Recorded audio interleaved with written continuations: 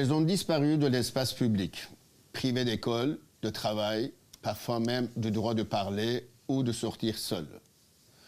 Après le retrait des forces occidentales et le retour des talibans au pouvoir en Afghanistan, la situation a très vite basculé. La réalité sur le terrain a profondément changé, en particulier pour les femmes, dont les droits ont été fortement restreints. Les silences se sont installés, peu à peu, presque sans bruit. En quelques mois, des gestes simples sont devenus impossibles. Aller à l'école, travailler, sortir, exister, tout simplement. Pour en parler, nous avons le plaisir d'avoir sur notre plateau Madame Laylouma Sadid, journaliste afghane, lauréat de prix Henri Lafontaine, lauréat aussi du Forum international de leadership féminin de l'Union européenne, et à ses côtés, Madame Lucie Baridé, vice-présidente du Conseil des femmes francophones de Belgique. Bonjour. Bonjour. Alors, merci d'avoir accepté déjà notre invitation. Madame Sadid, au-delà des images qu'on voit, comment décririez-vous aujourd'hui la condition des femmes en Afghanistan depuis le retour des talibans? Merci beaucoup. Bonjour à tout le monde. Aujourd'hui, des images des femmes en Afghanistan après le retour des talibans, après des chutes en Afghanistan 2021, c'est vraiment catastrophique. Parce que, comme vous déjà disiez qu'en Afghanistan, tout est interdit par rapport des femmes, imaginez un pays que plus de 22 millions de femmes sont disparues dans la société. La vie est difficile. Éducation, travail, sortir seul. Quand même, visite médicale, c'est interdit seul. Et donc, la vie des femmes en Afghanistan et aussi des citoyens en Afghanistan, c'est pire qu'on a imaginé aujourd'hui. D'accord. Mais pour vous, qu'est-ce que le monde alors ne comprend pas ou comprend mal de ce qu'elles vivent en Afghanistan? Il y a toujours le monde qui vraiment pas choisir les choses ou le mot que comment penser le peuple en Afghanistan, comment vivre dans un régime qui refusait les moitiés des populations. C'était vraiment mal attendu pour le monde entier. Les femmes et les jeunes et aussi les personnes qui ne sont pas d'accord avec les règles des talibans, elles sont toujours menacées de mort, en danger. Et pour moi, c'est plus important pourquoi le monde regarde et comprend toutes les choses qui arrivent en Afghanistan et malheureusement, elles sont toujours acceptées. On a dit qu'elles ferment les yeux et comme penser qu'elles ne sont pas attendues et aussi par regard qu'est-ce qui se passe en Afghanistan. C'est la vie en Afghanistan, quand tu poses la question une femme ou une fille en Afghanistan, 3 choses elles demandent. Éducation, travail et liberté. C'est vraiment la seule chose. C'est très simple. Mais alors, concrètement, aujourd'hui, à quoi ressemble une journée typique pour une femme afghane? C'est vraiment une bonne question. La réponse est très simple. Les femmes en Afghanistan, en journée typique, restaient toujours dans la maison, rien à faire, parce qu'elles sont interdites de sortir, de travailler, de... Quand même aller au parc, elles sont interdites. On a dit qu'elles sont emprisonnées dans sa maison, comme un prisonnier que chaque matin, quand ça lève, rien n'a chose à faire. Justement, reste dans une cellule pour faire les choses dans la maison. Ça, c'est une journée typique pour plus de 22 millions de femmes et de filles en Afghanistan. Madame Barideh, quand vous entendez ce témoignage, qu'est-ce que ça provoque chez vous? Est-ce que ça vous choque? Oui, tout à fait. J'ai vraiment un sentiment d'effroi et aussi je voudrais témoigner de toute mon empathie à l'égard des femmes afghanes. Il y a ici en fait vraiment un mécanisme qui est mis en place par les talibans, un mécanisme d'effacement des femmes de l'espace public, mais aussi de la vie publique. Et en fait, ce dont on se rend compte, c'est que on arrive ici à une forme de paroxysme de l'oppression des femmes, dans le sens où, en tant que femme, on sait qu'on peut subir des discriminations juste parce qu'on est femme, et ce, quel que soit le pays finalement dans lequel on vit. Parce qu'en Belgique, j'y reviendrai peut-être plus tard, mais on vit aussi des discriminations systémiques parce qu'on est né avec le mauvais genre, on va dire. Et voilà, ce qu'on voit ici avec le régime mis en place par les talibans, c'est vraiment ce que je disais tout à l'heure, le paroxysme, vraiment le point culminant de jusqu'où peut aller le régime patriarcal dans sa volonté de soumettre les femmes, de les réduire finalement à de purs instruments, de les réduire finalement à l'état d'objet.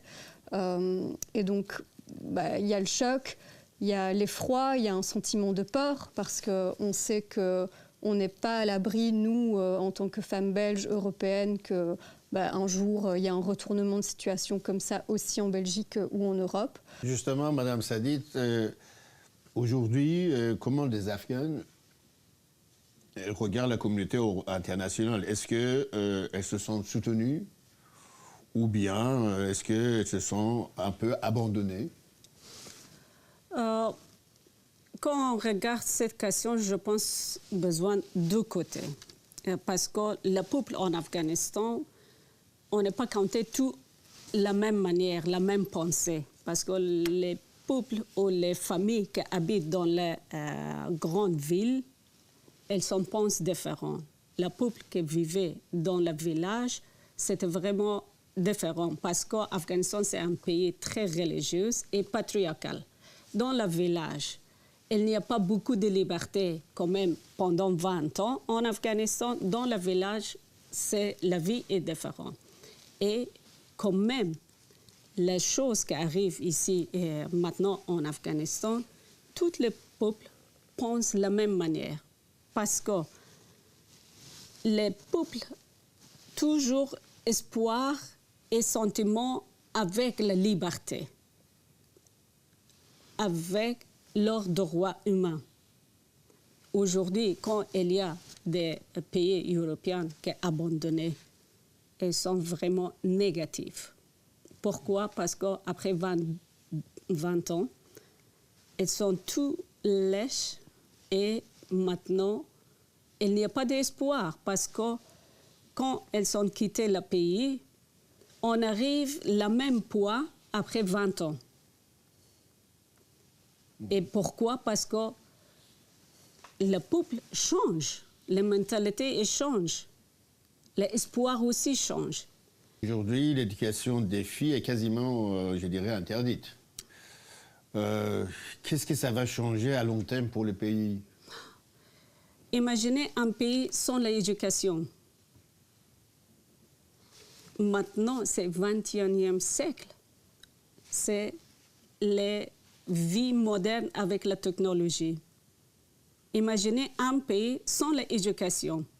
Sans l'éducation, le pays est vraiment mort, et spécifiquement pour les femmes. Une femme éduquée change la société. Mais est-ce qu'il y a encore des formes de résistance sur place je dirais, par exemple, des écoles clandestines. Ça, c'est la seule chose et l'espoir pour le bon futur pour les filles en Afghanistan. Ça, c'est la forme de résistance pour les femmes qui est organisée, classe secrète ou classe clandestine, n'importe quel endroit et avec beaucoup de difficultés. Et c'est bien qu'elles ne sont pas restées calmes, quand même, ce n'est pas encore tout. Parce que plus de 6 ou 7 millions de filles, elles sont interdites pour aller à l'école. Mais où est la limite alors? En fait, là, le régime des talibans vise plutôt à exclure toute une partie de la population de la culture, de la participation à celle-ci, à la vie publique, etc. On voit quand même ici dans le régime une instrumentalisation de la religion pour violer en fait les droits humains, violer aussi les droits des femmes. Je sais que non seulement donc, les femmes sont exclues de l'espace public, de l'éducation, on en a déjà longuement parlé ici, mais même dans les pratiques religieuses, elles sont exclues. Pas plus tard qu'il y a quelques mois, lorsque c'était le temps du Ramadan, en fait, on a vu que les femmes ne pouvaient pas aller prier en même temps que les hommes à la mosquée, etc. Donc, il y a aussi vraiment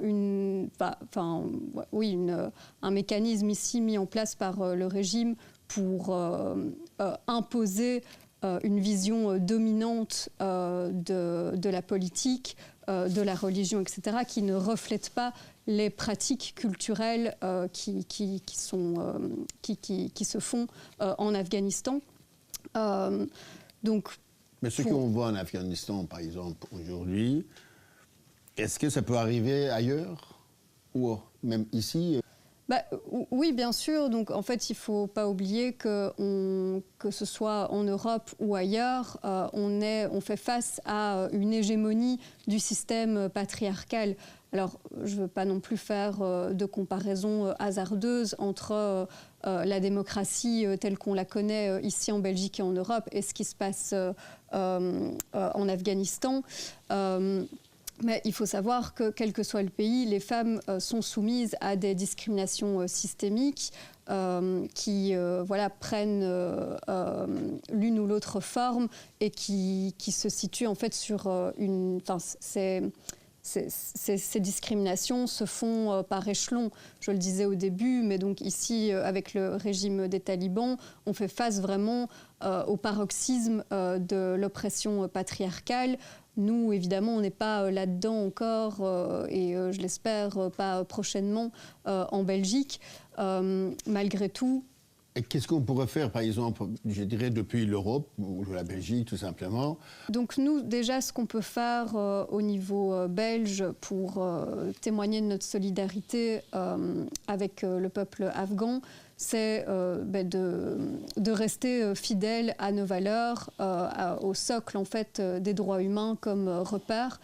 Donc ça signifie quoi? Ça signifie refuser toute coopération politique, toute collaboration politique avec le régime des talibans.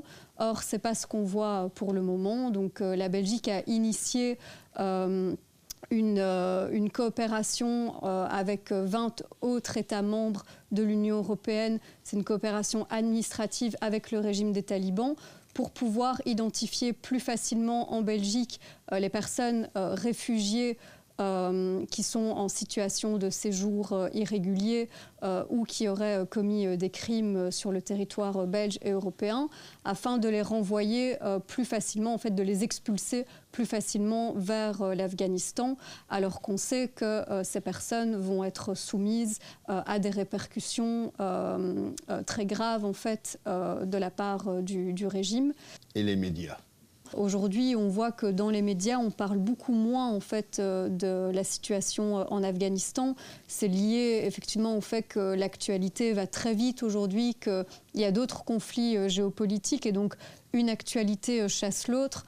Mais pour autant, on se doit de rester en fait informé sur la situation là-bas.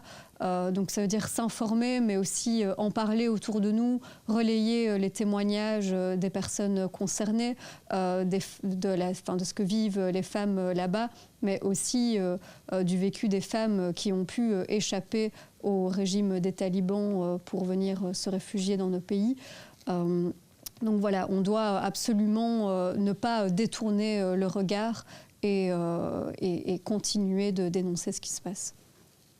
Alors, Madame Sadid, malgré tout ce que vous décrivez, qu'est-ce qui vous donne encore, je dirais, l'espoir aujourd'hui? L'espoir aujourd'hui pour les femmes en Afghanistan, c'est vraiment perdu. Parce que les pays qui effacent les femmes sur les droits publics, qui n'utilisent pas des activités, l'espoir, c'est vraiment difficile à dire qu'il y a un espoir. Quand même, l'espoir pour le futur, oui.